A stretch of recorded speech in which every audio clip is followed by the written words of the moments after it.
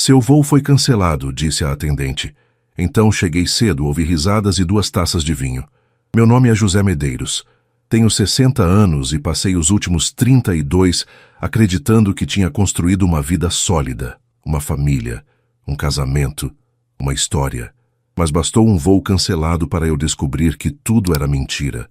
Deixa eu voltar um pouco. Era uma sexta-feira de outubro, aquele calor típico da primavera carioca.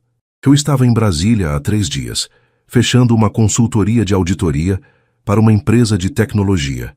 Mesmo aposentado há 2 anos, ainda aceitava alguns trabalhos pontuais, mais para não enferrujar a cabeça do que por necessidade de dinheiro.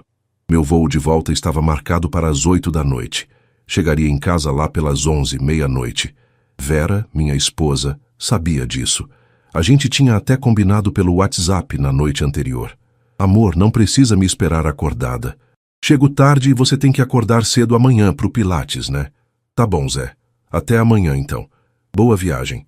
Simples assim. Rotineiro. Como eram nossas conversas nos últimos tempos? Eu estava no saguão do aeroporto de Brasília, já tinha despachado a mala, quando meu celular tocou. Número desconhecido. Alô? Senhor José Medeiros? Uma voz feminina, profissional. Sim, sou eu. Aqui é da companhia aérea. Infelizmente, seu voo das 20 horas para o Rio de Janeiro foi cancelado devido a problemas técnicos na aeronave. Estamos realocando os passageiros. Meu coração apertou. Cancelado? E agora? Quando é o próximo voo? Temos um voo amanhã de manhã, às 6 horas. Ou, se o senhor preferir, temos disponibilidade num voo que sai daqui a 40 minutos, às 16h30. Tem uma vaga na executiva. Olhei para o relógio. 4 da tarde. Se eu pegasse esse voo, chegaria no Rio umas 6h30, no máximo 7 horas. Bem mais cedo do que o planejado. Eu aceito o das 16h30. Perfeito. Já estou realocando o senhor. Pode se dirigir ao portão de embarque 12. Boa viagem. Liguei para Vera para avisar. Chamou, caixa postal. Mandei mensagem no WhatsApp. Amor, meu voo foi cancelado, mas consegui um mais cedo. Chego em casa umas 19 horas. Beijo. 2 tiquezinhos azuis. Ela tinha visto, mas não respondeu. Achei estranho, mas não dei muita importância. Vera andava meio distraída ultimamente. Sempre no celular, sempre ocupada. Coisas de mulher, eu pensava. Grupo de amigas, novelas, redes sociais. Se você já passou por uma situação onde a verdade apareceu quando menos esperava, deixe nos comentários. E se inscreva no canal para acompanhar essa história até o final. O voo foi tranquilo. Sentei na janela, bebi um suco de laranja, comi um sanduíche sem graça. Pensei em Vera, em como ela andava diferente nos últimos meses. Mais arrumada, mais preocupada com a aparência. Tinha voltado a frequentar a academia. Fazia as unhas toda semana, mudou o corte de cabelo. Tô me cuidando mais, Zé. A gente não pode se desleixar só porque envelheceu, ela dizia. Eu achava bonito. Achava que ela estava se redescobrindo na aposentadoria, se sentindo mais viva. Nunca em nenhum momento passou pela minha cabeça que pudesse ser por outra razão. Pousamos no Galeão às 6h40. Peguei a mala na esteira, chamei um Uber. O trânsito estava razoável para uma sexta à tarde. Cheguei na Tijuca, no nosso prédio, às 7h15.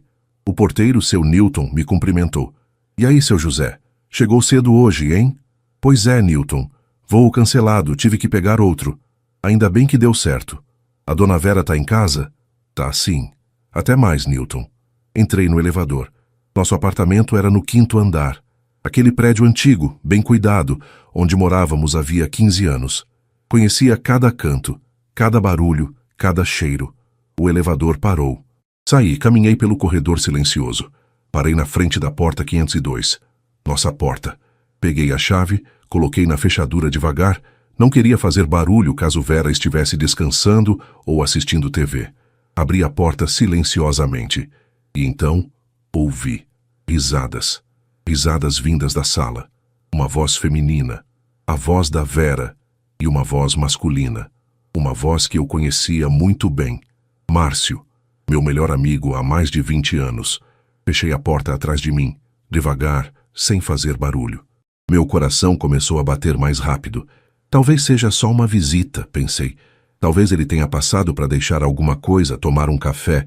Mas então, Ouvi a risada de novo, íntima, confortável, cúmplice.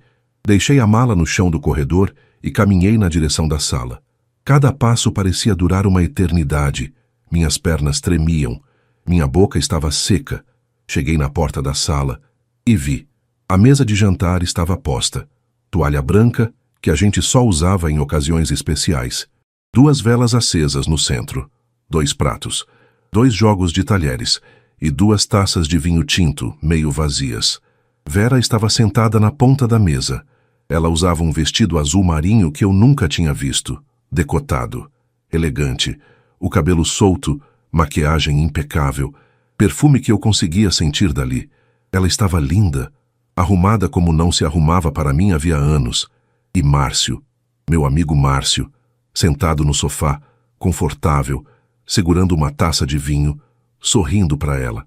Ele usava uma camisa social cinza, sem gravata, mangas dobradas, relaxado, em casa, na minha casa. Eles estavam tão envolvidos na conversa que não me viram imediatamente. Ouvi Márcio dizer: "Você tá linda hoje, Vera. Esse vestido ficou perfeito." Ela riu, dengosa. Você sempre sabe o que dizer. Não é bajulação, é a verdade. Foi quando pisei num taco de madeira que rangeu. Os dois se viraram ao mesmo tempo. Vera empalideceu. O sorriso morreu nos lábios dela. Seus olhos se arregalaram de puro pânico. Márcio engasgou com o vinho. Levantou do sofá num pulo, quase derrubando a taça. "José", Vera disse, a voz saindo fina, aguda. Você não era para chegar só de noite?" Aquela frase. Aquela maldita frase. Você não era para chegar só de noite. Não foi "que surpresa boa, amor." Não foi "que bom que você chegou mais cedo." Foi um puro e simples: "Você não deveria estar aqui agora." Fiquei parado, ainda processando a cena. A mesa romântica, as velas, o vinho, o vestido, o clima íntimo. Márcio tentou falar, gaguejando. "José, cara, eu só passei aqui para trazer uns documentos que você tinha pedido e..." "Documentos?" Minha voz saiu rouca, mas firme. "Documentos precisam de vinho, de velas, de jantar romântico." Silêncio. Um silêncio pesado, sufocante. Vera se levantou da cadeira, as pernas bambas. "José, deixa eu explicar." "Explicar o quê?" eu disse, sentindo a raiva subindo. "Explicar por que meu melhor amigo tá na minha casa, bebendo meu vinho, jantando com minha mulher, enquanto eu deveria estar num avião." Márcio deu um passo na minha direção. "José, olha, não é o que você tá pensando." "Não é?" eu gritei. Gritei mesmo.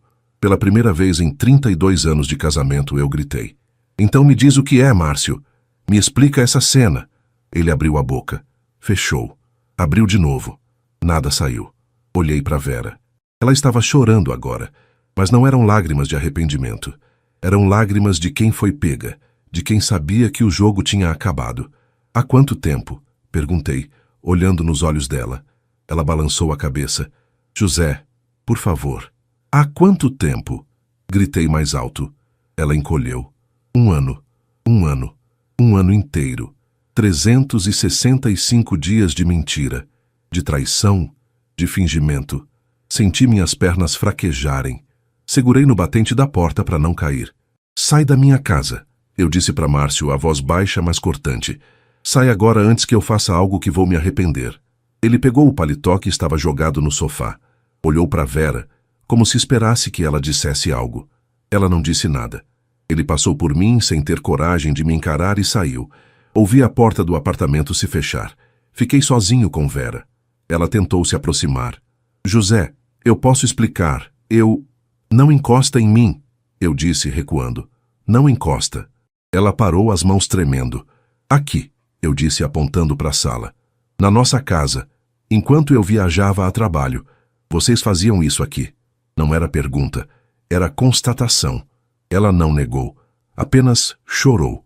E naquele momento, olhando para aquela mulher com quem eu tinha dividido 32 anos da minha vida, eu soube. Meu casamento tinha acabado. Não ali naquele momento.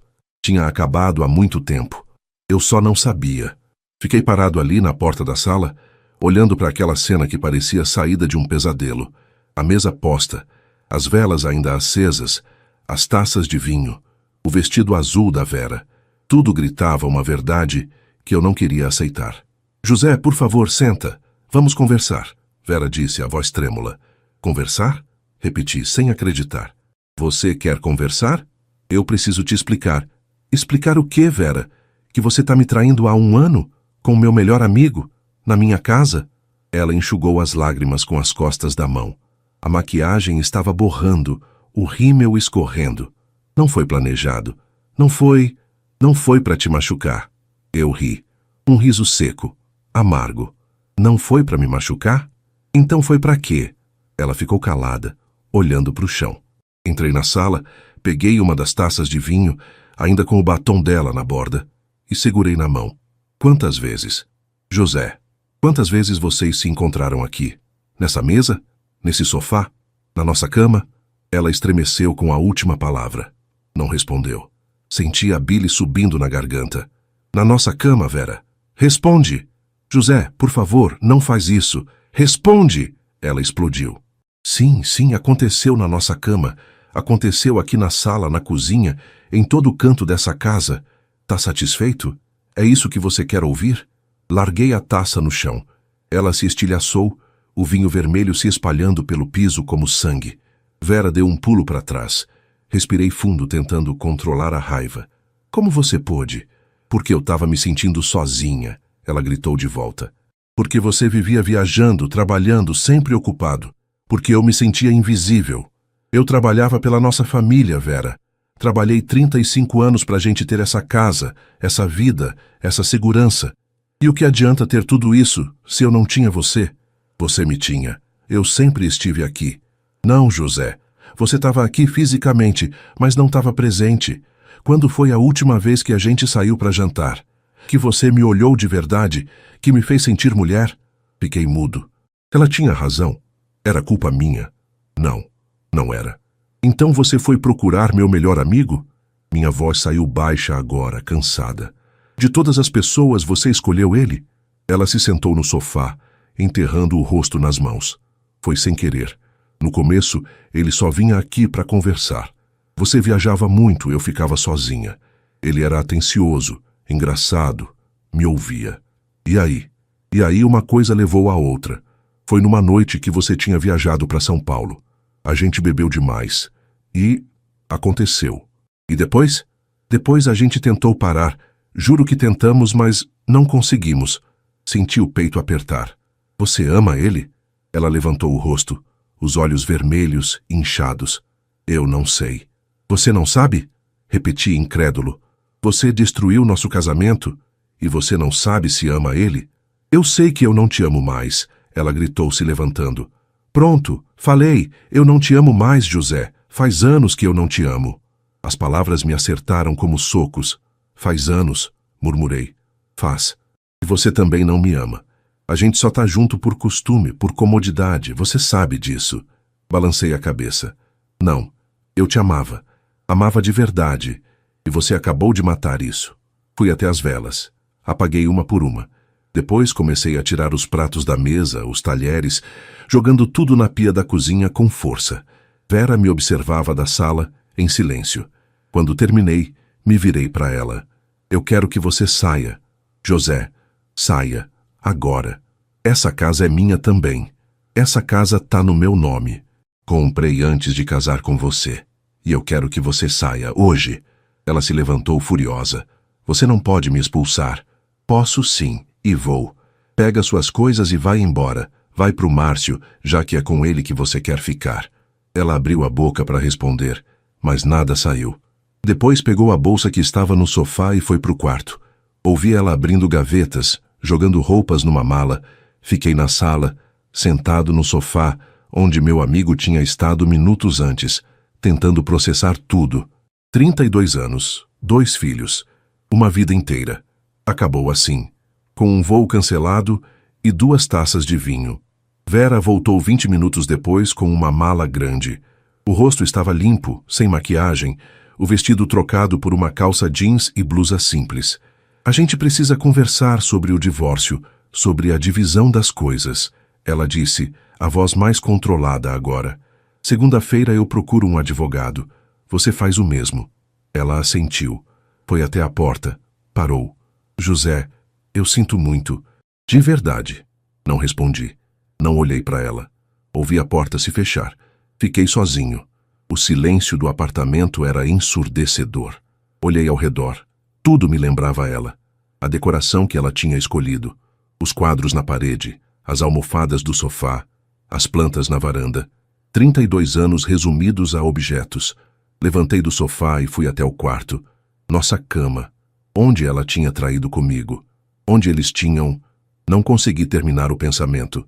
Puxei as cobertas, os lençóis, os travesseiros. Joguei tudo no chão. Ia queimar. Ia jogar fora. Ia comprar tudo novo. Sentei na cama vazia e pela primeira vez chorei. Chorei pela traição, pela mentira, pela humilhação, pelos 32 anos perdidos. Chorei até não ter mais lágrimas. Quando me acalmei, peguei o celular. Olhei para a lista de contatos. Ricardo, meu filho mais velho. Amanda, minha filha. Eles precisavam saber. Mas não agora. Não hoje. Hoje eu só queria sumir. Deitei na cama vazia, olhando para o teto e me perguntei: como eu não vi? Como eu fui tão cego? Os sinais estavam todos lá. Vera mudando de comportamento. Márcio sempre arranjando desculpas para aparecer.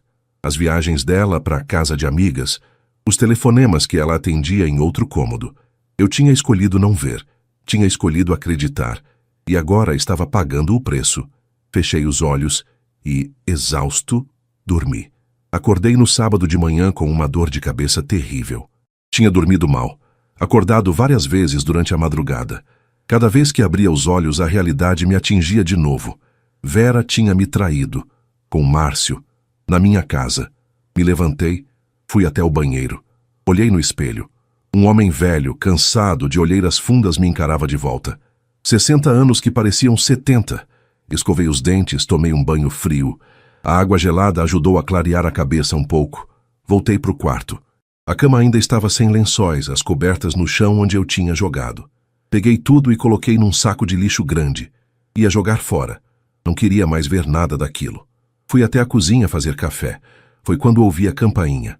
Olhei pelo olho mágico.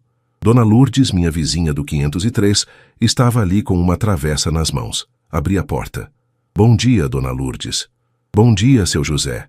Ela disse, me analisando com aqueles olhos perspicazes de quem já viu muita coisa na vida. Eu trouxe um bolo para você, fiz ontem e sobrou. Obrigado, a senhora não precisava. Precisava sim. Ela entrou sem pedir licença, foi direto para a cozinha e colocou a travessa na mesa. Senta aí, vou fazer um café para você. Dona Lourdes, eu... Senta, José. O tom dela não deixava espaço para discussão. Sentei.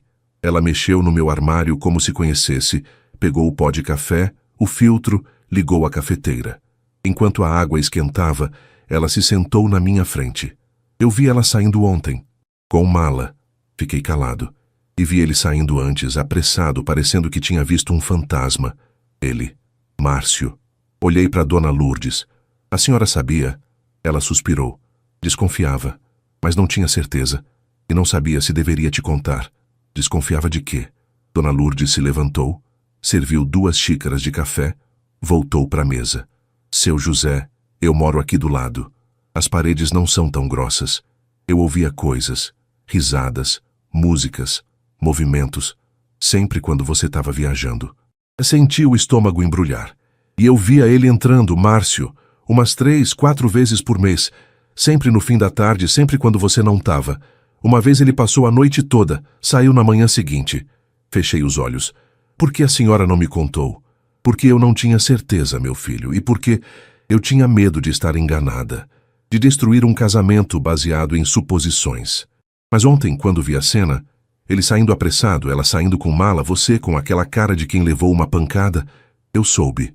Há quanto tempo a senhora via ele entrando aqui? Uns 8 meses, talvez mais. 8 meses. E eu sem saber de nada. Tem outras pessoas que sabem? Perguntei. Dona Cida, do 501, também comentou comigo uma vez. Ela viu ele saindo do elevador cedo demais numa manhã. Estranhou. Fechei as mãos em punho. A vizinhança inteira sabia e ninguém me contou? Não sabia, meu filho. Desconfiava, é diferente. E ninguém quer ser o portador de má notícia. A gente sempre espera estar errado. Peguei a xícara de café, bebi um gole amargo. Eu fui um idiota. Não. Você foi um marido confiante. Não tem nada de errado nisso. Tem sim. Porque enquanto eu confiava, ela me traía. Descaradamente. Na minha própria casa. Dona Lourdes colocou a mão sobre a minha. Olha para mim, José. Olhei. Você não tem culpa. Nenhuma. O que ela fez é indefensável. Ela destruiu um casamento de 30 anos por egoísmo, por fraqueza. Mas você foi fiel, trabalhador, presente. Você não fez nada de errado. Ela disse que eu era ausente, que ela se sentia sozinha. E isso justifica traição? Não, meu filho. Se ela estava infeliz, deveria ter conversado com você. Deveria ter pedido terapia de casal, separação, qualquer coisa. Mas não traição. Traição é covardia. Bebi mais café. O bolo de Dona Lourdes estava na mesa, mas eu não tinha fome. O que eu faço agora? Perguntei, mais para mim mesmo do que para ela. Agora você se levanta, liga para os seus filhos, procura um advogado e reconstrói sua vida. Eu tenho 60 anos, Dona Lourdes. 60. Será que ainda dá tempo de reconstruir? Ela riu. Meu filho, eu tenho 68. Fiquei viúva aos 62. Pensei que minha vida tinha acabado, mas não acabou. Eu viajei, fiz amigas novas, comecei a bordar, entrei num grupo de teatro da terceira idade. A vida não acaba aos 60. Ela só muda. Mas eu passei 32 anos com ela. E agora você vai passar os próximos sem ela. E vai ver que pode ser melhor. Fiquei olhando para essa senhora pequena, de cabelos brancos, olhos brilhantes, cheia de vida, e invejei a força dela. Obrigado, Dona Lourdes, por tudo. Não precisa agradecer. Agora come esse bolo e liga para os seus filhos. Eles precisam saber. Ela se levantou, lavou as xícaras e foi embora. Fiquei sozinho de novo. Olhei para o celular. 2 filhos, Ricardo em São Paulo, Amanda aqui no Rio. Comecei pela Amanda. Ela era mais próxima, mais presente. Disquei. Alô, pai, tudo bem? Chegou bem de Brasília? Filha, eu preciso falar com você. O tom da minha voz a alertou imediatamente. O que aconteceu? Você tá bem? Tô. Fisicamente. Mas preciso te ver. Você pode vir aqui em casa? Claro. Eu e o Léo estávamos indo almoçar fora, mas a gente cancela. Vou aí agora. 40 minutos, tá bom? Tá bom. Obrigado, filha. Desliguei. Depois liguei pro Ricardo. Pai, que surpresa. Tudo certo? Ricardo, eu preciso te contar uma coisa. Fala. Respirei fundo. Sua mãe me traiu. Com o Márcio. Descobri ontem quando cheguei de viagem. Silêncio do outro lado. Depois. O quê? É verdade. Peguei os dois aqui em casa. Jantar romântico, vinho, toda a cena. Não acredito, não acredito.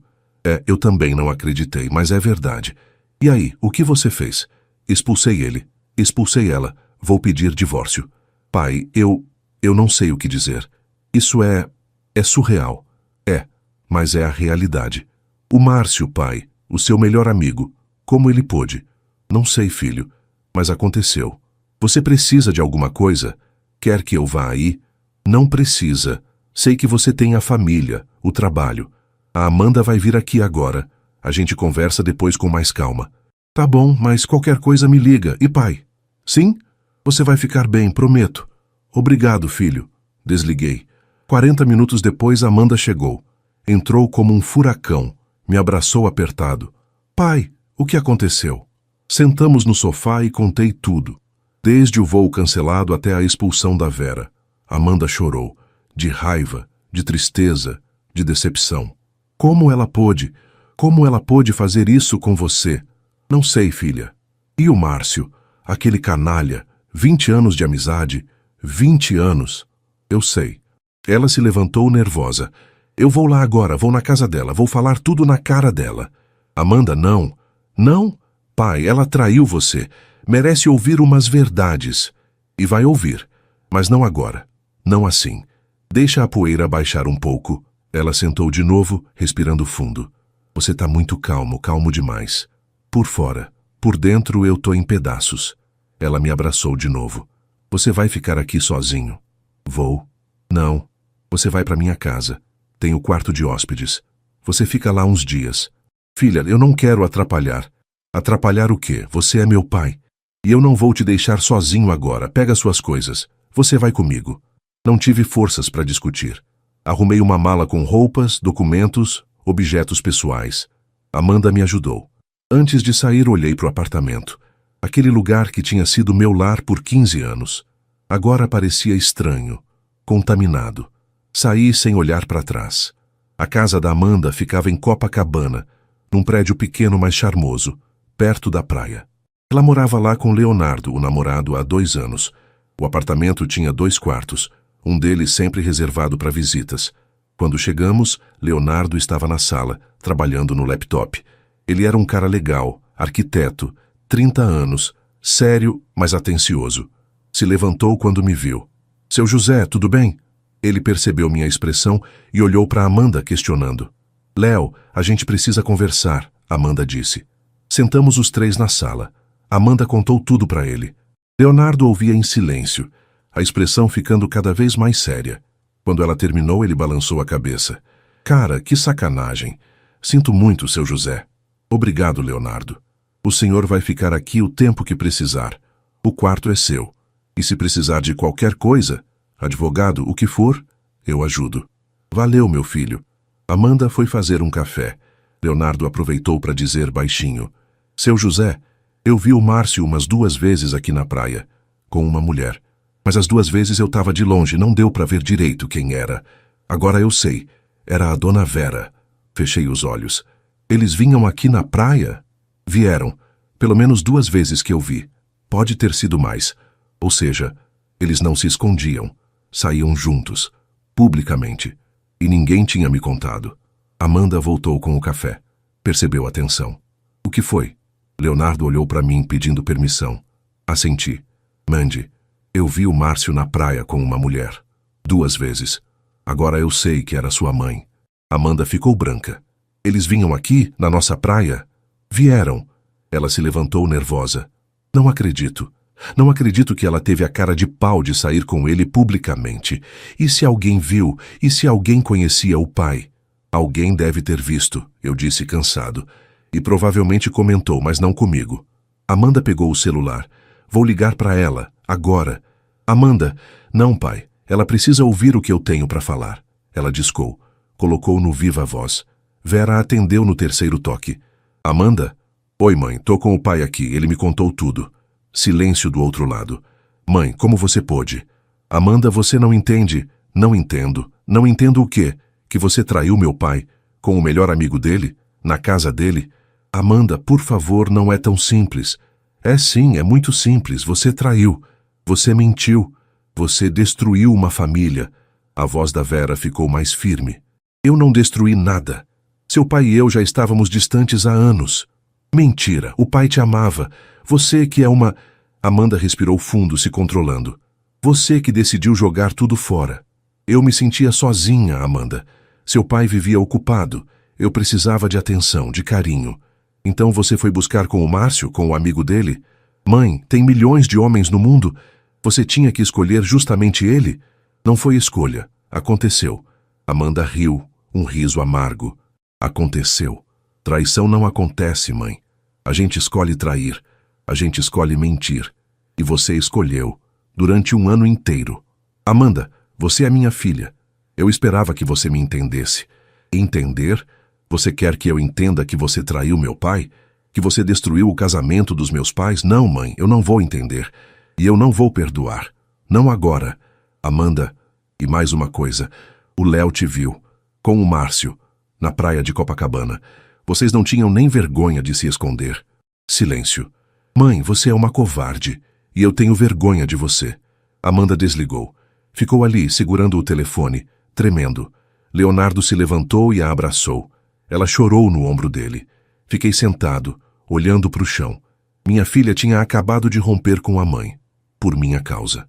Amanda, você não precisava ter feito isso, eu disse. Ela se soltou de Leonardo e veio até mim. Precisava sim, pai. Porque alguém tinha que falar a verdade para ela. Alguém tinha que mostrar para ela o tamanho da merda que ela fez. Mas ela é sua mãe. E você é meu pai. E você não merecia o que ela fez. Abracei minha filha. Essa menina forte, corajosa, que estava do meu lado quando eu mais precisava. Passamos o resto do dia conversando. Amanda me fez almoçar, mesmo eu sem fome. Leonardo colocou um filme na TV para tentar distrair. Não funcionou. Minha cabeça não parava. À noite, Ricardo ligou. Pai, eu conversei com a mamãe. Conversou? Conversei. Ela me ligou chorando, dizendo que a Amanda tinha sido horrível com ela. E você o que disse? Eu disse que a Amanda tinha razão, que o que ela fez foi indefensável. Ela tentou se justificar, disse que você era ausente, que ela estava infeliz. Eu disse que isso não justifica traição, que ela deveria ter pedido separação, não ter um caso. E ela desligou na minha cara. Tá bom, pai, eu escolho você. Sempre vou escolher você. Senti os olhos arderem. Obrigado, filho. Agora me diz, você já procurou um advogado? Ainda não. Então procura. Segunda-feira, primeira coisa. Eu vou te passar o contato do Dr. Henrique. Ele é fera em direito de família e vai cuidar bem de você. Tá bom. Obrigado. E pai, não deixa ela levar nada que é seu. Briga por cada centavo se for preciso. Eu não quero briga, Ricardo. Mas você precisa se proteger. Ela vai tentar tirar o máximo que puder.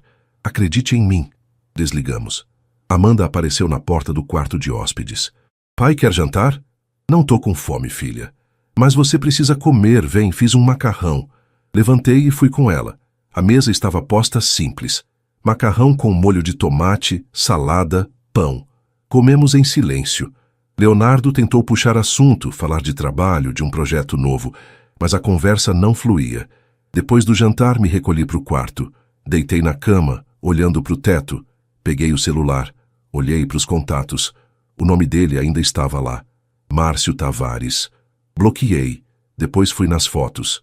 Tinha centenas de fotos com ele. Churrascos, festas, viagens. 20 anos de amizade registrados ali. Apaguei todas. Depois fui nas fotos com a Vera. Casamento. Aniversários. Viagens. Momentos que eu achava que eram especiais. Eram mentira. Apaguei todas também. Quando terminei, meu celular estava vazio. Sem fotos, sem memórias. Só o presente. Esse presente doloroso. Deitei de lado e fechei os olhos. Amanhã seria domingo. Dia de ir na igreja. Conversar com o Padre Antônio. Pedir orientação. Porque eu não sabia mais o que fazer. Não sabia mais quem eu era sem aquele casamento. Domingo de manhã acordei cedo. Tinha dormido mal de novo. Pesadelos com Vera e Márcio. Imagens que eu não conseguia tirar da cabeça. Amanda bateu na porta do quarto às 8 horas. Pai, fiz café, vem. Me levantei, lavei o rosto, vesti uma roupa simples, fui até a cozinha. Leonardo já tinha saído para correr na praia. Amanda estava sozinha, preparando a mesa. Dormiu bem? Ela perguntou, mesmo sabendo a resposta. Mais ou menos. Pai, eu estava pensando. Você não quer conversar com alguém? Um psicólogo, talvez? Talvez. Mas primeiro eu quero ir na igreja. Na igreja? É. Preciso conversar com o Padre Antônio. Preciso de orientação espiritual. Ela sorriu. Quer que eu vá com você? Não precisa, filha. Eu vou sozinho.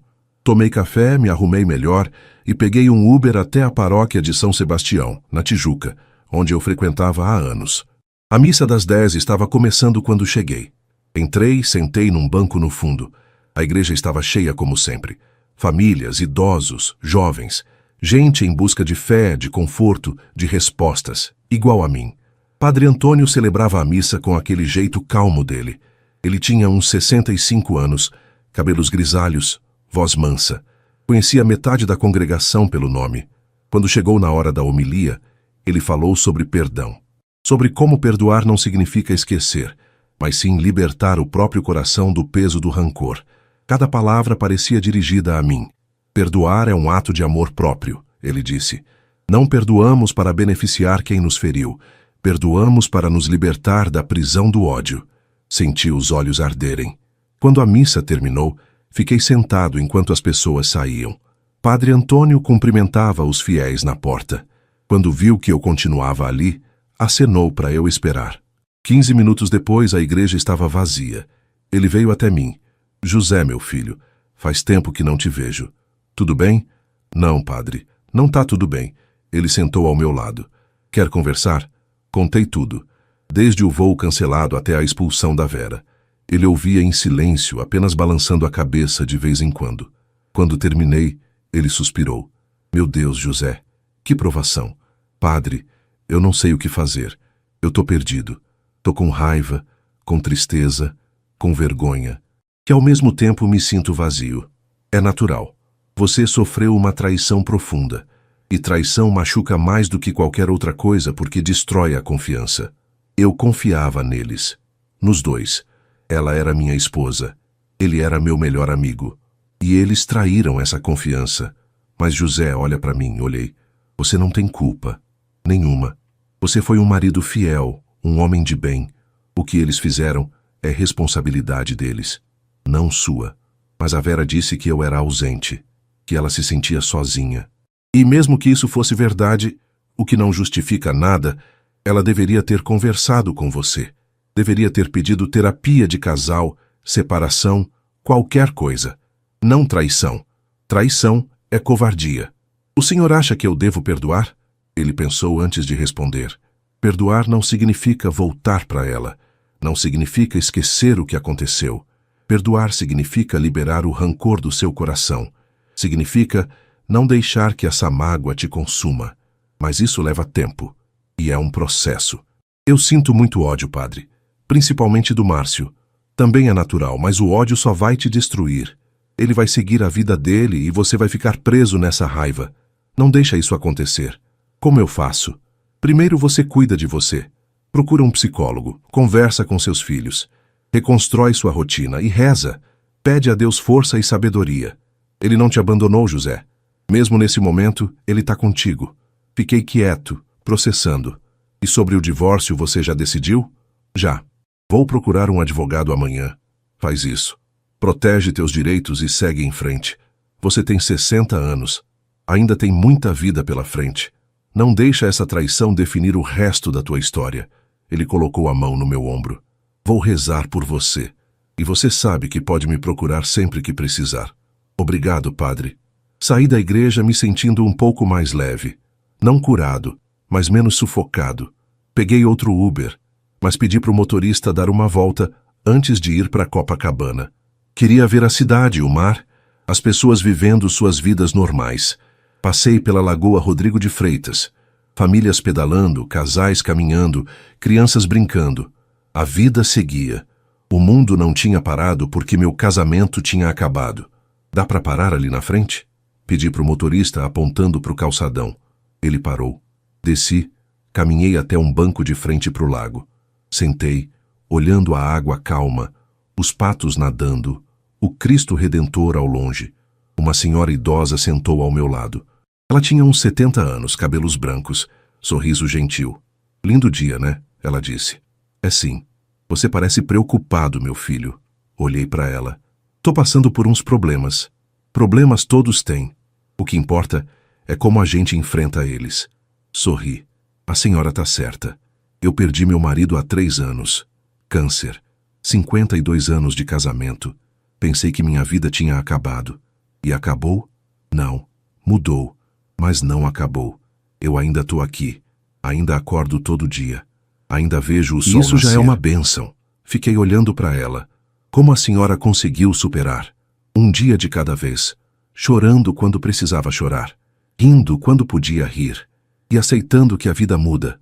Sempre muda. E a gente tem que mudar junto. Obrigado. A senhora me ajudou. Ela sorriu e se levantou. Fica com Deus, meu filho. Igualmente. Ela foi embora, caminhando devagar pelo calçadão. Fiquei mais um tempo ali, pensando nas palavras dela. Um dia de cada vez. Peguei o celular e liguei para Amanda. Filha, eu tô bem. Vou passar na minha casa, pegar mais algumas coisas e depois volto para aí. Tem certeza? Quer que eu vá com você? Não precisa. Eu preciso fazer isso sozinho. Tá bom. Qualquer coisa me liga. Peguei mais um Uber, voltei para o meu prédio na Tijuca. Quando entrei no apartamento, o silêncio me recebeu de novo. Mas dessa vez era diferente. Não era mais pesado. Era vazio. Simplesmente vazio. Fui até o quarto. Olhei para o guarda-roupa. Metade das roupas da Vera ainda estavam lá. Ela tinha levado só o essencial. Peguei todas e coloquei em sacos de lixo. Ia doar. Não queria mais ver nada dela aqui. Depois fui até a sala. Os quadros que ela tinha escolhido. As almofadas, as lembrancinhas de viagens. Tirei tudo. Deixei as paredes nuas, o sofá simples. Fui até o armário onde guardávamos as fotos de família, álbuns de casamento, dos filhos pequenos, de aniversários. Sentei no chão e comecei a folhear. Tinha fotos lindas, momentos que pareciam felizes. Vera sorrindo, eu sorrindo. As crianças pequenas. Eram reais aqueles momentos ou era tudo mentira? Não, não eram mentira. Naquela época, eram reais. O casamento tinha sido bom no começo. Os primeiros anos foram felizes. Mas algo mudou. Não sei quando, não sei porquê, mas mudou. E eu não vi. Fechei os álbuns. Ia guardar. Não pelos meus anos, mas pelos dos meus filhos. Eles tinham direito às próprias memórias. Quando terminei de organizar tudo, já eram 4 da tarde. Sentei no sofá vazio, na sala vazia, e senti algo diferente. Não era paz. Ainda não, mas era o começo de uma aceitação. Meu casamento tinha acabado. Vera tinha me traído. Márcio tinha me traído. Mas eu ainda estava aqui, vivo, respirando, capaz de recomeçar. Peguei o celular e mandei uma mensagem para o Ricardo. Filho, me passa o contato do advogado. Amanhã eu ligo para ele. Resposta veio rápida. Já mando. Orgulhoso de você, pai. Mandei outra para Amanda. Filha, tô indo para aí. Vou ficar mais uns dias com vocês, se puder. Claro que pode. A casa é sua, te amo. Também te amo. Tranquei o apartamento e saí. Não sabia o que o futuro reservava, mas sabia que de alguma forma eu ia ficar bem. Segunda-feira de manhã, às 9 horas em ponto, eu estava na sala de espera do escritório do Dr. Henrique Fonseca, o advogado que Ricardo tinha me indicado. O escritório ficava num prédio comercial em Botafogo, elegante, mas não ostentoso. A secretária me ofereceu café. Aceitei. Estava nervoso. Nunca tinha precisado de advogado antes. Nunca tinha imaginado que um dia estaria ali pedindo divórcio. 10 minutos depois, Dr. Henrique me chamou. Ele tinha uns 45 anos, cabelos escuros penteados para trás, terno azul marinho impecável, firme, mas simpático. Senhor José, prazer. O Ricardo me contou um pouco da situação. Sinto muito pelo que o senhor está passando. Obrigado, doutor. Me chama de Henrique. Senta, por favor. Sentamos na sala dele. Mesa grande de madeira, estantes cheias de livros jurídicos, diplomas na parede. Então, José, me conta tudo, desde o início. Não omite nenhum detalhe, por menor que pareça. Tudo pode ser importante. Contei tudo de novo. O voo cancelado, a chegada em casa, a cena com Vera e Márcio, a confissão dela, a expulsão, tudo. Henrique anotava em um bloco. Quando terminei, ele se recostou na cadeira. Primeiro, vamos falar do divórcio em si. Vocês estão casados há quanto tempo? 32 anos. Regime de bens? Comunhão parcial. Ou seja, o que foi adquirido durante o casamento é dividido meio a meio. Mas você disse que o apartamento onde vocês moram foi comprado antes do casamento? Foi. Comprei sozinho, com dinheiro que juntei trabalhando. Casei depois. Então o apartamento é seu, ela não tem direito a ele. Senti um alívio. E tem outros bens? Carro, investimentos, poupança? Tem 2 carros. Um Civic que eu comprei há 3 anos está no meu nome. E um Onix que era dela, mas está em nome dos 2. Tem uma poupança de uns 80 mil reais que a gente juntou para os 2. E minha aposentadoria. A aposentadoria não entra na divisão. É direito personalíssimo. Mas a poupança vai ser dividida. O Civic fica com você. O Onix, se está em nome dos 2, tecnicamente é dividido. Mas como é carro dela, provavelmente vai ficar com ela. Tudo bem. Eu não quero nada que seja dela. José, eu entendo o sentimento. Mas você precisa ser pragmático. Você tem direito aos bens adquiridos no casamento. E ela também. A lei é clara. Mas ela me traiu. Sim, e isso pesa moralmente. Mas juridicamente no Brasil, adultério não impede a divisão de bens. O que podemos fazer é tentar usar a traição como argumento para você ficar com uma parte maior, ou pelo menos garantir que você não saia prejudicado. Respirei fundo. Tá bom. Agora você tem provas da traição? Provas? Sim. Mensagens, fotos, testemunhas. Qualquer coisa que comprove o affair dela com o Márcio. Pensei. A vizinha viu ele entrando e saindo várias vezes. Ela pode testemunhar. Ótimo. Mais alguém? O namorado da minha filha viu os dois juntos na praia de Copacabana, 2 vezes. Perfeito. E mensagens? Você tem acesso ao celular ou e-mail dela? Não. E ela já levou o celular dela. E o computador? Tem um notebook em casa que ela usava às vezes. Então vamos precisar acessar esse notebook. Pode ter e-mails, conversas, algo que confirme a relação. Mas isso não é invasão de privacidade? Tecnicamente, se o computador está na residência conjugal, não. Mas de qualquer forma, José, você precisa decidir. Quer apenas se divorciar ou quer provar a traição dela judicialmente? Qual a diferença? Se for apenas divórcio, a gente faz tudo mais rápido, consensual. Ela assina, você assina, divide os bens e pronto. Mas se você quer provar a traição, o processo fica mais longo e mais caro. Eu não quero vingança, Henrique. Só quero justiça. Quero que ela não leve nada que não é dela. Então vamos por esse caminho. Divórcio direto, mas com as provas documentadas para garantir que você saia protegido. Tá bom. Henrique pegou uma pasta. Vou precisar que você traga alguns documentos. Certidão de casamento, RG, CPF, comprovante de residência, documentos dos bens, extratos bancários. Consegue trazer até amanhã? Consigo. E o notebook dela? Traz também. Vou mandar um perito analisar. Tá bom. Ele se levantou e me apertou a mão. José, você vai sair dessa. Prometo. E vamos garantir que seus direitos sejam respeitados. Obrigado, Henrique. Saí do escritório me sentindo mais confiante. Tinha um plano.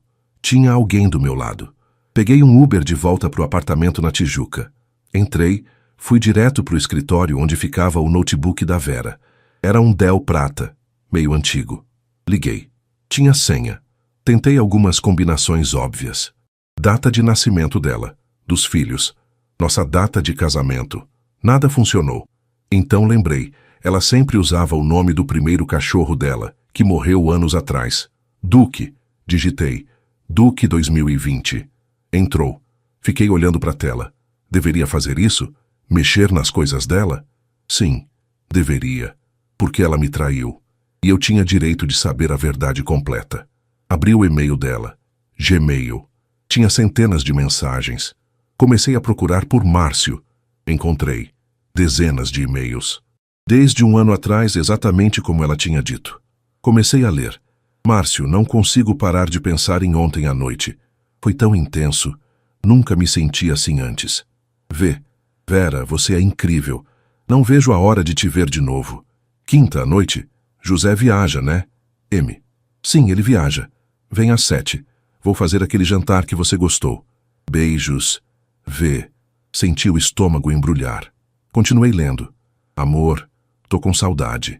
2 dias sem te ver é uma eternidade. M. Também tô morrendo de saudades. Mas precisa ter paciência. Não posso levantar suspeitas. José não pode desconfiar. V.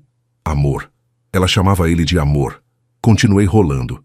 Tinha fotos também. Fotos deles juntos, na praia, em restaurantes, numa pousada em Búzios. Búzios.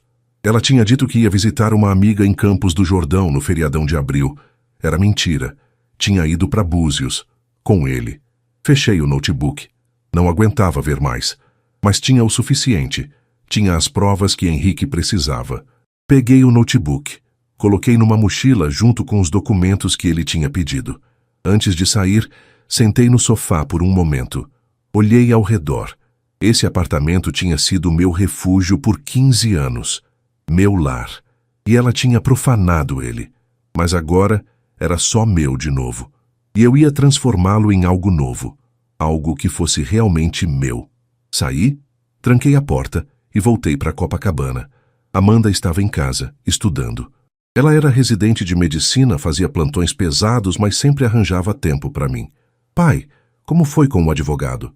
Foi bom. Ele pediu uns documentos e o notebook da sua mãe. O notebook? Por quê? Para buscar provas da traição. Ela arregalou os olhos. E você achou? Achei. E-mails, fotos, conversas. Pai, você leu? Li. Ela me abraçou. Sinto muito. Eu também. Mas pelo menos agora eu tenho as provas e vou poder me proteger no divórcio. Você fez certo. Jantamos juntos, Amanda, Leonardo e eu. Macarrão de novo. Simples, mas gostoso. Leonardo comentou, Seu José, um amigo meu, é perito em informática forense. Se precisar de alguém para analisar o notebook, ele é o cara. O Henrique vai indicar alguém. Mas se precisar, eu te aviso, e obrigado. Sempre às ordens. Depois do jantar, me recolhi para o quarto. Peguei o celular. Tinha uma mensagem de um número desconhecido. Abri. Era do Márcio. José, eu preciso falar com você. Por favor. Deixa eu te explicar. M. Fiquei olhando para a mensagem. Ele queria explicar? Explicar o quê? Bloqueei o número. Não tinha nada que ele pudesse dizer que mudasse alguma coisa. Ele tinha me traído. Ponto final. Deitei na cama e, pela primeira vez em dias, consegui dormir a noite inteira. Terça-feira de manhã voltei ao escritório do Dr. Henrique com todos os documentos e o notebook da Vera. Ele me recebeu com um café e aquele jeito profissional, mais atencioso. José, perfeito. Vou mandar o notebook para o nosso perito. Ele vai extrair tudo que for relevante. E-mails, fotos, histórico. Vai demorar uns 2 dias. Tá bom. E sobre as testemunhas, você falou com sua vizinha? Ainda não. Vou falar hoje. Fala. E pede para ela fazer uma declaração por escrito. Dia, horário, quantas vezes viu o Márcio entrando e saindo. Quanto mais detalhe, melhor. Certo. Agora, José, tem outra coisa que a gente precisa conversar. A Vera já entrou em contato com o advogado? Não sei. Não falei mais com ela desde sexta. Então ela vai entrar. E quando isso acontecer, o advogado dela vai tentar negociar. Vai querer a parte dela dos bens. E pode até tentar pedir pensão. Pensão? Mas ela é aposentada também. Sim, mas se ela conseguir provar que tinha um padrão de vida mantido por você, ela pode pedir. Dificilmente consegue, mas pode tentar. Isso é um absurdo. É o sistema. Mas fique tranquilo. A gente vai se defender. O importante agora é você não ter nenhum contato direto com ela.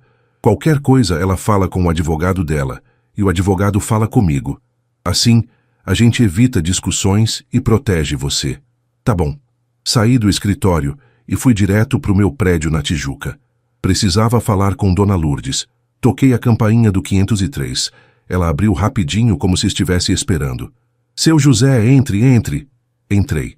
O apartamento dela era igual ao meu em estrutura, mas completamente diferente na decoração. Cheio de plantas, fotos de família, cheirando a bolo de fubá. Senta aí, vou fazer um café. Não precisa, Dona Lourdes. Eu só vim pedir um favor. Fala, meu filho. A senhora pode fazer uma declaração por escrito sobre as vezes que viu o Márcio entrando e saindo do meu apartamento? É pro meu advogado. Claro que posso. Aliás, eu já anotei tudo que eu lembrava. Espera aí. Ela foi até um caderninho na cozinha e voltou. Olha aqui, eu tenho mania de anotar as coisas. Desde junho do ano passado, eu vi o Márcio entrando no seu apartamento 17 vezes. Sempre no fim da tarde ou à noite. E sempre quando você não estava. 17 vezes. 17. E teve uma vez, em agosto, que ele passou a noite toda. Saiu no dia seguinte de manhã, umas 7 horas. Fechei os olhos. Obrigado, Dona Lourdes. A senhora pode escrever isso num papel e assinar? Posso sim. Deixa eu fazer agora. Ela pegou uma folha, escreveu tudo com letra caprichada, datou e assinou. Aqui. Se precisar de mim para depor pessoalmente, eu vou. Obrigado. A senhora está me ajudando muito. É o mínimo, meu filho. A Vera fez uma sacanagem com você. E o Márcio, então, nem se fala. Ele vinha aqui, entrava no seu apartamento como se fosse o dono, sem vergonha nenhuma. Pois é, ela me ofereceu um pedaço de bolo. Dessa vez aceitei. Estava gostoso, fofo, com aquele gostinho de casa. E você, Dona Lourdes? Como a senhora tá? Eu? Tô bem. Velhinha, mas bem. Faço minhas coisas, cuido das plantas, vejo minhas novelas. E fico de olho nos vizinhos. Ela piscou brincalhona. Ri. Ainda bem que tem gente como a senhora. Voltei pro apartamento da Amanda com a declaração em mãos. Passei no escritório do Henrique no caminho e deixei com a secretária. Quando cheguei em Copacabana, Amanda estava agitada. Pai, você não vai acreditar. O que foi? A notícia se espalhou. Todo mundo tá sabendo. Como assim? A dona Cida, aquela vizinha do seu prédio, contou para todo mundo do grupo de amigas da mamãe. E agora tá todo mundo comentando. Senti um frio na barriga. Comentando o quê? Que a mamãe te traiu com o Márcio, que você pegou os dois em casa. Tá um reboliço. Fechei os olhos. Que ótimo, agora eu virei fofoca de vizinhança. Não é só vizinhança, pai. O Márcio trabalha com direito, né? Pois é. Os colegas dele também já sabem. Um amigo do Léo, que é advogado, comentou que o Márcio está sendo evitado no fórum. Evitado? É. Ninguém quer trabalhar com ele. A reputação dele está arruinada. Senti uma satisfação pequena e mesquinha, mas era satisfação. E a sua mãe? A mamãe também. As amigas dela cortaram contato. Aquele grupo de pilates que ela frequentava, ela foi expulsa. Expulsa? Foi. A dona do estúdio disse que não queria aquele tipo de energia no lugar dela. Sentei no sofá. Eu não queria isso. Não queria que ela fosse humilhada publicamente. Pai, ela fez isso com ela mesma. Traição tem consequências. E uma delas é a rejeição social. Mas são 32 anos de casamento, Amanda. As pessoas que conhecem a gente vão julgar, vão falar. Eu não quero ser o centro das atenções. Mas você vai ser por um tempo. É inevitável. Mas passa. Tudo passa. Ela tinha razão. Mas ainda assim doía. Meu celular tocou. Número desconhecido. Atendi com cautela. Alô? José? É o Paulo? Paulo. Meu amigo do tempo de faculdade. Não falávamos há uns 2 anos. Paulo, tudo bem? Cara, eu soube. A Vera, o Márcio. É verdade? Suspirei. É. Puta merda, cara. Sinto muito. Muito mesmo. Obrigado. Olha, eu sei que você deve estar mal. Mas eu queria te dizer uma coisa. Você tem amigos, de verdade, e a gente tá aqui. Se precisar sair, tomar uma cerveja, desabafar, é só chamar. Senti os olhos arderem. Valeu, Paulo, sério. E outra coisa, o Márcio é um canalha. Sempre achei ele meio falso, sabe? Agora sei que estava certo. Você achava? Achava. Ele era daqueles caras que são bonzinhos demais na frente, sabe? Sempre me passou uma vibe estranha. Mas como vocês eram amigos, nunca falei nada. Devia ter falado. Não adiantaria. Você confiava nele. Não ia acreditar em mim. Ele tinha razão. Mas enfim, cara, você não tá sozinho. Lembra disso. Valeu, Paulo. Desliguei. Amanda me olhava da cozinha. Amigo de verdade? Amigo de verdade. Ela sorriu. Viu? Tem gente boa no mundo. Tem. Passamos a tarde tranquilos. Leonardo chegou do trabalho, a gente pediu pizza, assistimos um filme na Netflix, tentando manter a normalidade, mas minha cabeça não parava. A notícia tinha se espalhado. Todo mundo sabia. E eu ia ter que lidar com os olhares, os comentários, as perguntas. Mas pelo menos dessa vez eu não era o culpado. Pela primeira vez eu não sentia vergonha. Sentia raiva, sentia tristeza, mas não vergonha. Porque eu não tinha feito nada de errado. Quinta-feira à tarde, 2 semanas depois de ter descoberto a traição, recebi uma ligação do Dr. Henrique. José, preciso que você venha aqui no escritório. Hoje ainda, se possível. Aconteceu algo? O advogado da Vera entrou em contato. Ela quer negociar. Negociar o quê? O divórcio. A divisão dos bens. Ela está propondo um acordo. Tá bom, vou aí agora. Cheguei no escritório 1 hora depois. Henrique me esperava com uma pasta cheia de papéis. Senta, José. Vou te explicar a proposta dela. Ele abriu a pasta. Ela está propondo o seguinte. Vocês fazem um divórcio consensual, rápido. Você fica com o apartamento, com o Civic. Ela fica com o Onix. E a poupança dos 80 mil é dividida meio a meio. 40 para você, 40 para ela. E ela abre mão de tudo mais? Sim. Não vai pedir pensão, não vai brigar por nada. Ela só quer sair logo dessa. Por que a pressa? Henrique sorriu de canto. Porque a vida está complicada para ela. A notícia da traição se espalhou. Ela perdeu amigas, perdeu o grupo de atividades dela, está sendo julgada. E o Márcio, pelo jeito, deu um passo atrás no relacionamento. Ele não quer assumir nada com ela publicamente. Ele largou ela? Não exatamente largou, mas esfriou. Tá com medo de comprometer ainda mais a reputação dele.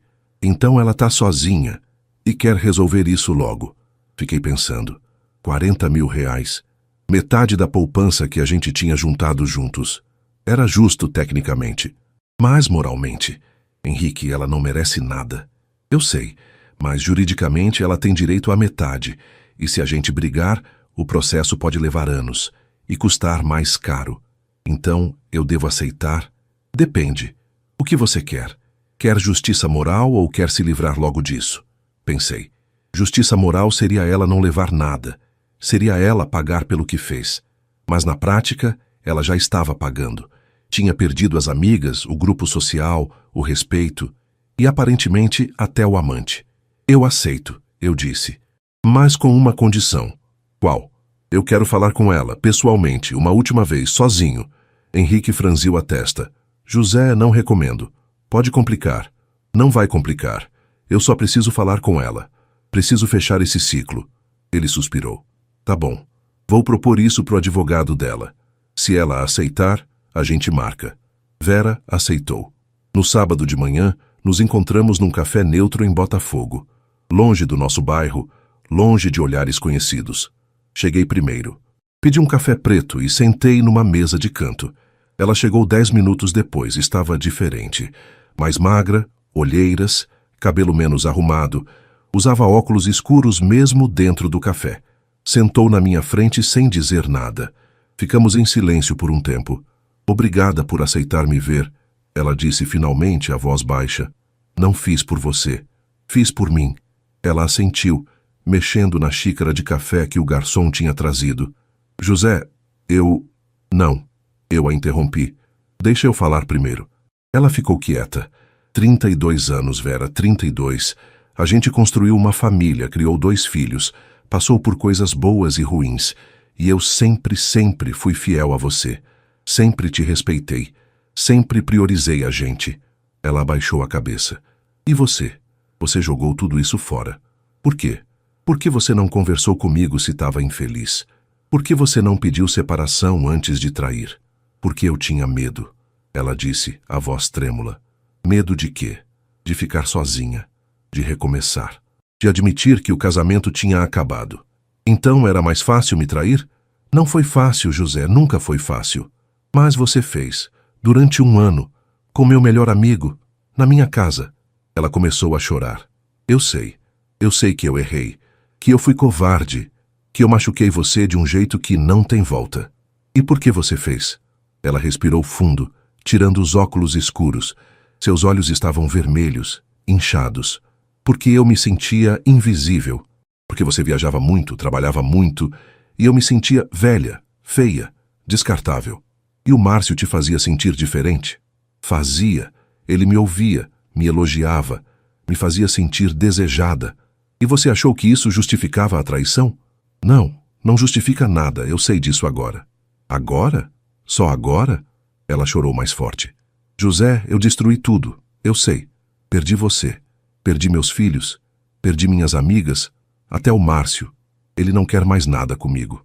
E você esperava o quê? Que ele ia assumir vocês? Que ia virar um relacionamento sério? Eu não sei o que eu esperava.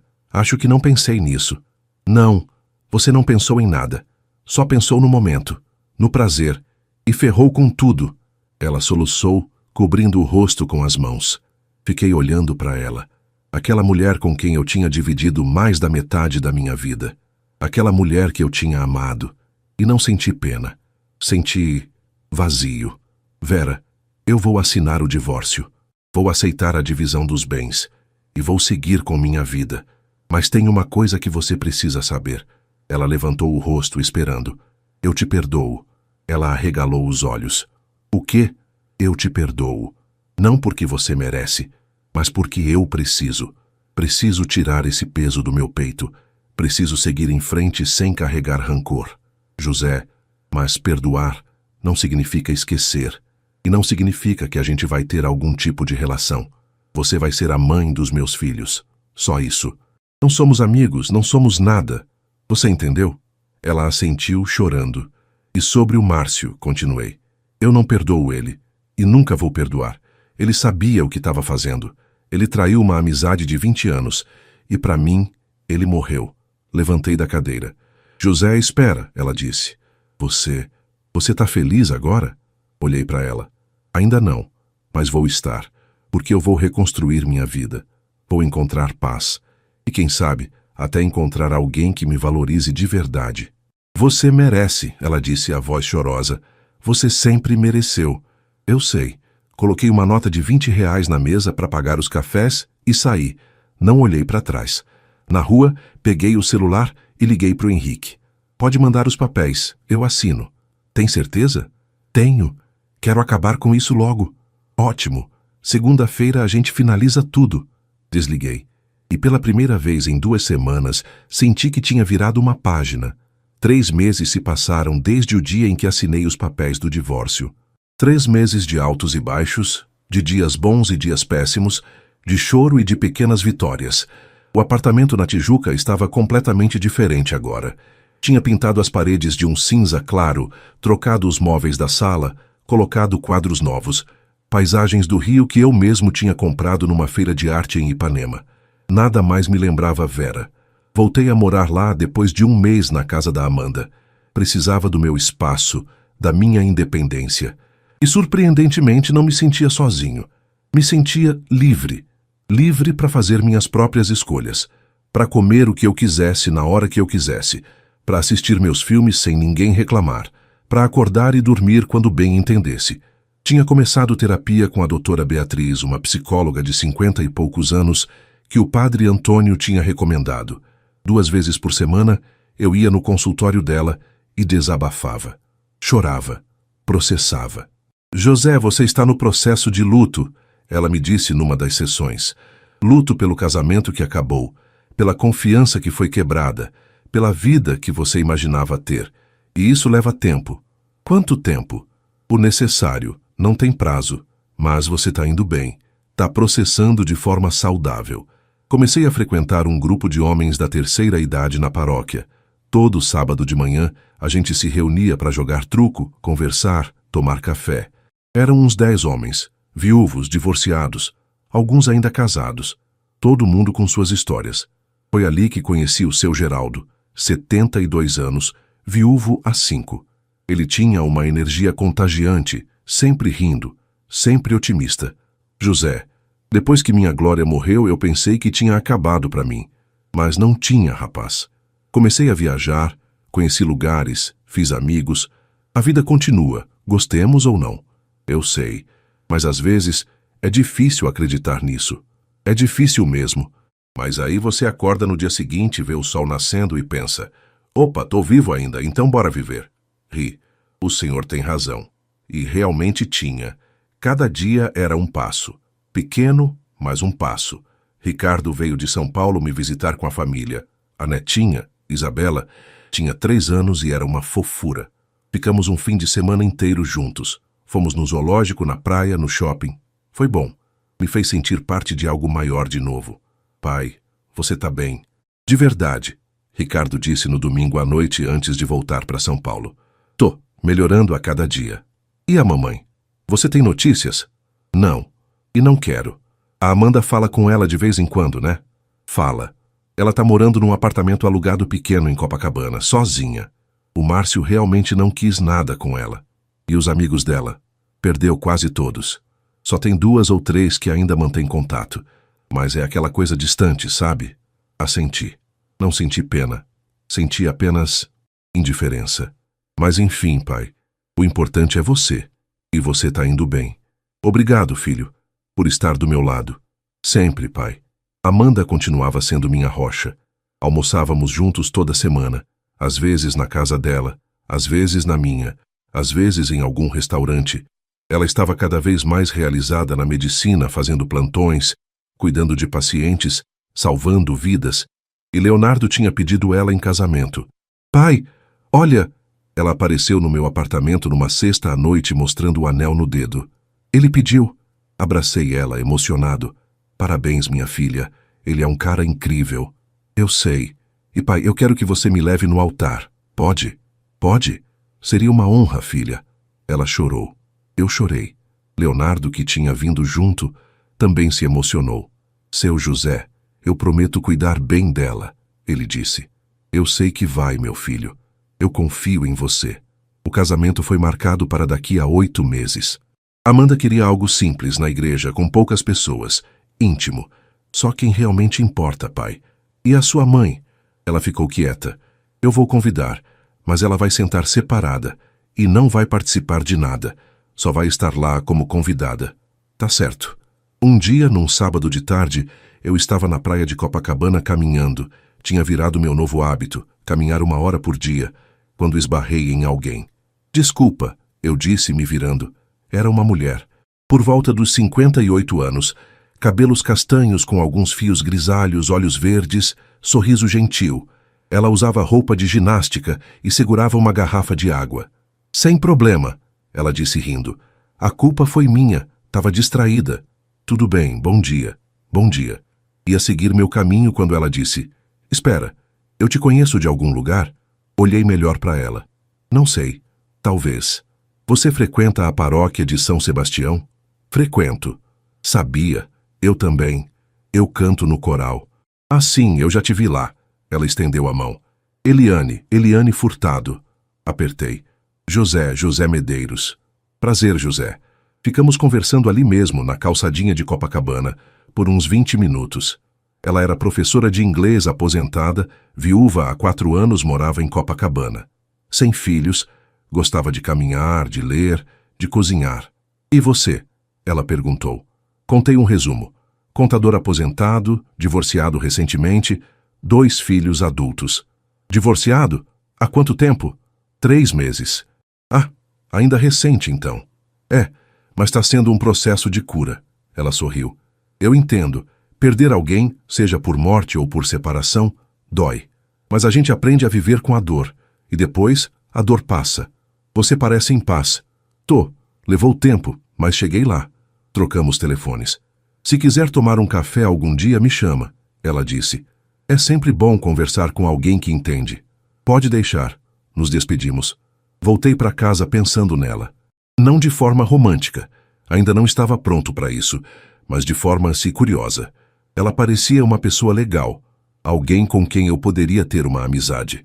2 semanas depois, eu a chamei. Eliane, topa um café? Claro. Quando? Amanhã à tarde? Perfeito. Nos encontramos numa cafeteria em Botafogo. Conversamos por 2 horas, sobre tudo. Sobre a vida dela, sobre a minha, sobre fé, sobre perdas, sobre recomeços. Foi leve, gostoso, sem pressão. José, você é uma pessoa muito interessante, ela disse no final. Você também. A gente devia fazer isso mais vezes. Concordo. E fizemos. Começamos a nos encontrar 1 vez por semana. Cafés, almoços, caminhadas na praia, sempre conversando, rindo, compartilhando. Não era romance, ainda não, mas era conexão. E era bom. Amanda notou a mudança em mim. Pai, você tá diferente. Mais leve. Tô me sentindo melhor. É aquela senhora do coral, né? A Eliane? Sorri. Como você sabe? Porque você mencionou ela umas 3 vezes essa semana. Mencionei? Mencionou. E tá tudo bem, pai. Você merece ser feliz de novo. Não é nada sério, filha. A gente só tá conhecendo um ao outro. E é assim que começa. Talvez ela tivesse razão.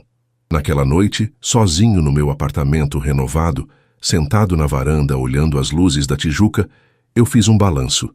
3 meses atrás, minha vida tinha desmoronado. Tinha descoberto a traição, o divórcio, a solidão. Mas agora eu tinha reconstruído.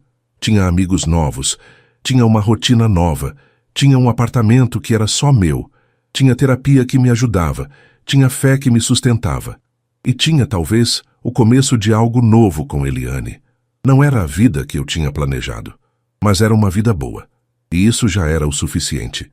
1 ano se passou desde aquele voo cancelado que mudou tudo. 1 ano inteiro de transformação, de dor, de cura e de renascimento. Era uma sexta-feira de outubro, exatamente 1 ano depois, quando acordei com uma sensação diferente. Não era tristeza, não era raiva, era paz. Me levantei, fui até a varanda do apartamento com uma xícara de café. O sol estava nascendo, tingindo o céu de laranja e rosa. A cidade acordava devagar. Buzinas distantes, pássaros cantando, o cheiro de pão fresco vindo da padaria da esquina. 1 ano, murmurei para mim mesmo. 1 ano desde que tinha visto aquela cena na sala. As velas, o vinho, os 2. Mas agora, lembrando daquele momento, não sentia mais aquela dor aguda. Sentia apenas aceitação. Tinha acontecido. Fazia parte da minha história. E eu tinha sobrevivido. O celular tocou. Era Eliane. Bom dia, José. Bom dia, Eliane. Esqueceu que hoje é dia de caminhada? Eu tinha esquecido, mas sorri. Claro que não. Te encontro no calçadão em meia hora? Perfeito. Beijo. Beijo. Eliane e eu tínhamos virado algo.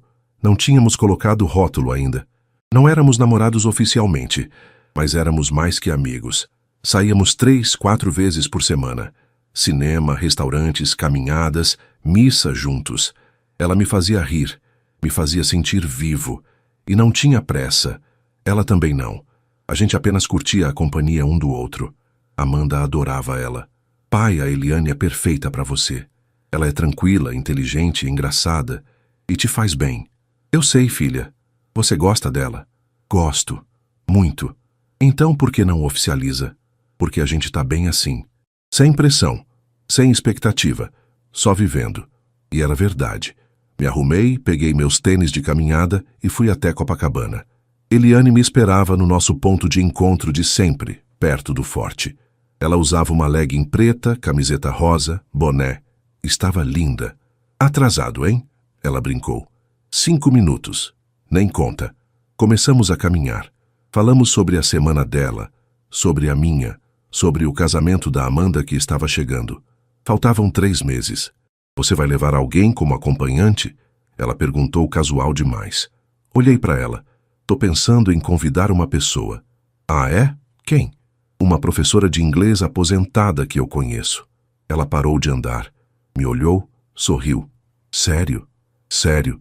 Você aceita ser minha acompanhante no casamento da minha filha? José Medeiros, é claro que aceito. Ela me abraçou ali mesmo, no meio do calçadão, na frente de todo mundo, e eu me senti feliz. Genuinamente feliz. Depois da caminhada, tomamos café numa padaria. Eliane foi ao banheiro e eu fiquei mexendo no celular. Tinha uma mensagem de um número que eu não reconhecia. Abri. Era do Márcio. José, eu sei que você não quer falar comigo. E eu entendo. Mas eu precisava te dizer uma coisa. Eu sinto muito. Muito mesmo. O que eu fiz foi imperdoável. Eu destruí uma amizade de 20 anos. Machuquei você, machuquei a Vera, machuquei a mim mesmo. Eu não espero perdão. Só queria que você soubesse que eu carrego esse peso todo dia. E que eu me arrependo. De coração. M. Fiquei olhando para a mensagem. 1 ano atrás, essa mensagem teria me destruído. Teria me feito chorar, gritar, querer quebrar alguma coisa. Mas hoje eu apenas não sentia nada. Nem raiva, nem tristeza, nem satisfação pelo arrependimento dele. Só indiferença. Bloqueei o número e apaguei a mensagem. Eliane voltou. Tudo bem? Tudo. Tem certeza? Você ficou com uma cara estranha. Só uma mensagem de alguém do passado, mas já resolvi. Ela segurou minha mão por cima da mesa. O passado é passado. O que importa é agora. Você tem razão. Naquela tarde, fui visitar o padre Antônio na paróquia. Tinha marcado um encontro com ele. Queria conversar, agradecer por todo o apoio. José, meu filho, que bom te ver. Ele me recebeu com aquele abraço caloroso de sempre. Padre, eu queria agradecer por tudo, pelas conversas, pelas orações, pelo apoio.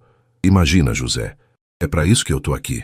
Sentamos no jardim da paróquia, numa bancada de madeira à sombra de uma mangueira. Você tá bem, José? De verdade? Tô, padre. Melhor do que eu imaginei que estaria. E a Eliane? Ri. O senhor também sabe? Todo mundo sabe, meu filho. Vocês dois são os mais discretos casais não oficiais da paróquia. A gente tá bem. Tá indo devagar. E isso é bom. Não precisa ter pressa. Vocês dois merecem viver isso no tempo certo. Obrigado, padre. Ele ficou quieto por um momento, depois disse: José, você aprendeu a perdoar? Pensei. Aprendi a perdoar a Vera. Não porque ela merece, mas porque eu precisava. Mas o Márcio, ainda não. E tá tudo bem. Perdão não é automático. É um processo. E às vezes, com algumas pessoas, a gente simplesmente escolhe a indiferença. E não tem nada de errado nisso. É o que eu sinto. Indiferença. Então, você já evoluiu muito. Indiferença significa que a pessoa não tem mais poder sobre você. Assenti. Passamos mais um tempo conversando. Sobre fé, sobre vida, sobre o casamento da Amanda. Quando me despedi, me senti renovado. Como se tivesse fechado mais um ciclo. À noite, Amanda e Leonardo vieram jantar no meu apartamento. Fiz um churrasco na churrasqueira da varanda. Tinha redescoberto esse hobby que eu adorava, mas que a Vera nunca curtiu muito. Pai, essa carne tá incrível, Leonardo disse. Valeu, aprendi com meu pai.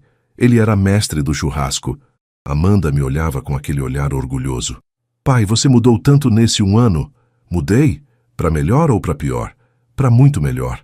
Você tá mais leve, mais feliz, mais vivo. É que eu aprendi uma coisa, filha. A gente não controla o que acontece com a gente, mas a gente controla como reage. E você reagiu bem. Tentei. Dia após dia. Leonardo levantou o copo de refrigerante. Um brinde. Ao seu José. Um exemplo de superação. Amanda levantou o dela. Ao melhor pai do mundo. Eu levantei o meu. A família, a verdadeira, aquela que fica. Brindamos, depois que eles foram embora, fiquei sozinho na varanda de novo, olhando para as estrelas. Peguei o celular e fiz algo que não fazia há muito tempo. Abri o álbum de fotos, aquele que eu tinha apagado tudo 1 ano atrás. Tinha fotos novas agora. Fotos com a Amanda e o Leonardo, com o Ricardo e a netinha, com Eliane, com os amigos do grupo da igreja, com Dona Lourdes, que tinha virado minha amiga, uma vida nova, registrada ali. E ali, olhando aquelas fotos, eu finalmente entendi. Aquele voo cancelado não tinha arruinado minha vida, tinha salvado. Porque se eu não tivesse chegado cedo naquele dia, talvez eu nunca tivesse descoberto a verdade. Talvez eu tivesse passado mais anos vivendo uma mentira, desperdiçando meu tempo com alguém que não me valorizava. Mas agora eu era livre. Livre para viver de verdade. Livre para amar de verdade. Livre para ser feliz de verdade. Fechei os olhos e agradeci. Agradeci pela dor porque ela me ensinou a ser forte.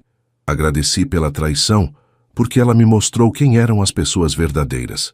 Agradeci por Deus ter permitido que eu descobrisse a tempo. E agradeci por ter 61 anos, com muita vida pela frente. Uma vida que agora era só minha e que eu ia viver intensamente. 6 meses depois. Era um sábado de abril. Sol forte, céu azul, temperatura perfeita. A igreja de São Sebastião estava decorada com flores brancas e rosa. Convidados começavam a chegar, uns 80, 90 no máximo, íntimos mesmo. Eu estava na sacristia ajeitando minha gravata no espelho. Usava um terno cinza claro, camisa branca, gravata azul. Amanda tinha escolhido. Padre Antônio entrou. José, tá pronto? Tô. Nervoso, mas pronto. É normal. Pai no casamento da filha sempre fica nervoso. É que é a minha menina, sabe? Eu sei, mas ela vai ficar bem. O Leonardo é um bom rapaz. Bati na porta do quarto onde Amanda estava se arrumando. Filha, posso entrar? Pode, pai. Abri a porta. E ela estava linda, vestido branco simples, cabelo preso com flores naturais, maquiagem suave, os olhos brilhando. Amanda, você tá linda demais. Ela chorou. Eu chorei. Pai, obrigada. Por tudo. Por ter ficado do meu lado. Por ser meu exemplo. Por ser meu herói. Abracei ela. Obrigada a você por ser a melhor filha que um pai poderia ter. Ficamos abraçados por um tempo. Depois ela perguntou, a mamãe chegou? Chegou. Tá sentada lá no fundo. Você tá bem com isso? Tô. Ela é sua mãe. Faz parte da sua história. E eu já fiz as pazes com isso. Ela sorriu. Você cresceu tanto, pai. A gente cresce quando precisa. A música começou. Era a hora. Ofereci meu braço. Ela segurou. Caminhamos pelo corredor da igreja. Todo mundo se levantou. Olhavam para ela com admiração, para mim com respeito. No meio do caminho, olhei para o lado. Vera estava lá, no último banco. Ela me viu. Acenou discretamente. Acenei de volta. Sem rancor, sem mágoa, apenas civilidade. Seguimos até o altar. Leonardo estava lá de terno azul marinho, sorrindo nervoso. Entreguei a mão da Amanda na dele. Cuida bem dela. Sempre, seu José. Me sentei no banco da frente. Do meu lado, Eliane. Ela segurou minha mão. A cerimônia foi linda. Votos emocionantes, bênção do Padre Antônio, troca de alianças. Quando ele disse, pode beijar a noiva, todos aplaudiram. E eu, ali sentado, olhando minha filha feliz, me senti completo. Na festa, que foi num salão simples mas charmoso em Laranjeiras, dancei com Amanda, pai e filha. Pai, você é feliz? Ela perguntou no meio da dança. Olhei para a mesa onde Eliane conversava com Ricardo e a esposa dele. Olhei para os amigos da igreja que tinham vindo. Olhei para o padre Antônio que brindava com um copo de suco. Sou sim, filha. Muito. Então valeu a pena. Valeu. Mais tarde, quando a festa estava acabando, saí para tomar um ar na varanda do salão. Eliane veio comigo. Cansado? Ela perguntou. Um pouco, mas feliz. Ela encostou a cabeça no meu ombro. José, posso te fazer uma pergunta? Claro. Você ainda pensa nela? Na Vera? Pensei antes de responder. Às vezes, mas não com dor, só com curiosidade, do tipo, como será que ela tá? Mas nada além disso. E você me ama? Olhei para ela. Aquela mulher incrível que tinha aparecido na minha vida quando eu mais precisava. Sim, eu te amo. Ela sorriu, os olhos brilhando. Eu também te amo. Nos beijamos ali, sob as estrelas. E ali, naquele momento, eu finalmente entendi a lição mais importante. A verdade dói. Às vezes dói muito. Mas a verdade também liberta. Aquele voo cancelado foi a melhor coisa que me aconteceu, porque me mostrou a realidade. E a realidade, por mais dolorosa que seja, sempre é melhor do que a mentira. Porque só na verdade a gente consegue recomeçar. Só na verdade a gente consegue ser livre. E só na verdade a gente consegue finalmente ser feliz. Se essa história tocou seu coração, deixe nos comentários de onde você está assistindo. Sua presença faz toda a diferença. E se você passou ou conhece alguém que passou por uma situação parecida, saiba, dói, mas passa. E depois da dor, vem a reconstrução. E depois da reconstrução, vem a felicidade de novo. Que Deus abençoe você e toda a sua família. Nunca é tarde para recomeçar com dignidade.